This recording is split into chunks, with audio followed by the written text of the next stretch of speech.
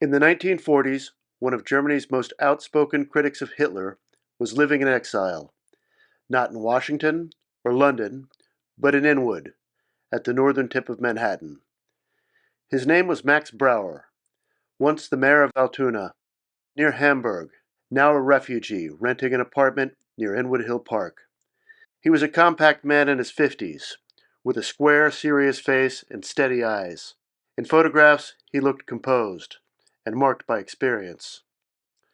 From his apartments on West 204th Street and later Park Terrace East, he wrote, lectured, and warned New Yorkers about the rise of dictatorship. German spies were rumored to have attended his talks. The local press called him the mayor without a city. To his Inwood neighbors, he was the man who refused to stay quiet. Brauer had come a long way. Born in 1887, one of 13 children and the son of a glassblower, he left school at 14 to help support his family. He rose through the labor movement, and in 1924 he became mayor of Altoona, an independent port city on the Elbe River. When Nazi marches filled Altoona in 1932 and violence followed, Brauer spoke against it. After Hitler seized power, stormtroopers raided his home. Forced to flee, he left behind his wife and young children, not knowing when or if he would see them again. Using a borrowed passport, he crossed into Switzerland, then made his way to Paris. From there, he sailed east to Shanghai, one of the few cities still open to political exiles. A man without a country, a husband without a home. From exile in 1937, he warned, the facts are concealed, the truth is suppressed, only repetition of the Nazi ideology is permitted. The United States would enter the war 4 years later. In New York, he rebuilt his purpose. In Inwood, he joined the Rotary Club, raised funds for refugees, and published a small German-language newspaper. He walked those streets like a man still in public service. The 1940 census recorded Brauer and his family at 687 West 204th Street, a building whose tenants reflected the world in miniature. Russians, Swedes, Poles, Hungarians, French, Chinese, Irish, and native New Yorkers rounded out the mix. A living map of the city's immigrant mosaic.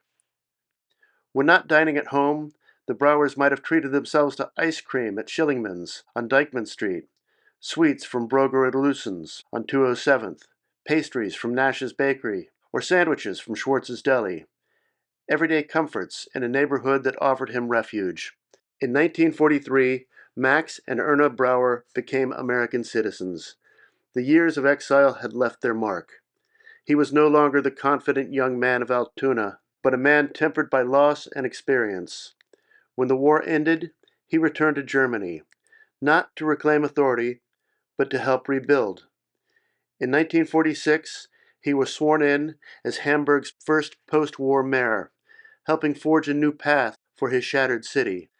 Days later, surrounded by the rubble and despair of post-war Germany, Brauer would comment, "It is tough for me to accustom myself to German rations. The 1,500 calories I get here daily are about what the average New Yorker has for breakfast. My wife, now living at 10 Park Terrace East in Manhattan, will have a shock when she joins me."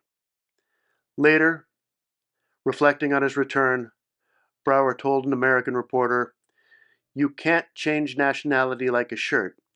I was lucky in America, and I was proud of my adopted country, but I believe the front line for democracy is right here in Germany. I felt called upon to give my lifelong experience to the city where I was born. I was sorry to forswear my allegiance and give up my good life in New York, but it is right here where my duty lies." The rumble of the elevated train still rolls through Inwood. The faces are different now, many Dominican, many from elsewhere. But it remains a neighborhood Brauer would recognize.